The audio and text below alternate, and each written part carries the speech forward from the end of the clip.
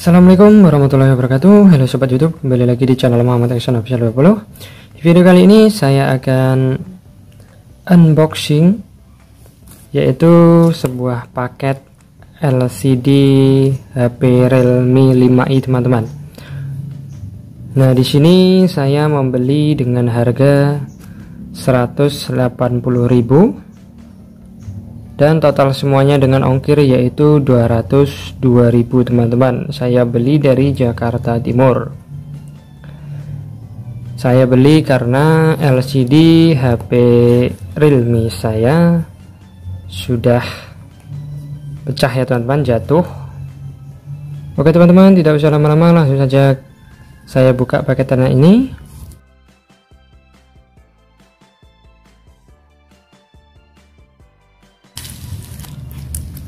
Oke, ini dia LCD-nya, masih tersegel.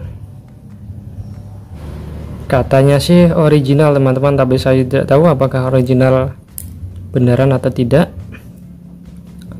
Oke, di sini saya akan langsung ke tukang servis untuk memperbaiki HP ini teman-teman. Untuk hasilnya gimana, nanti saya akan kasih tahu setelah selesai di servis HP saya ini. Dan ini teman-teman kondisi HP setelah diservis dan diganti dengan LCD yang baru. LCD berfungsi dengan baik dan normal teman-teman.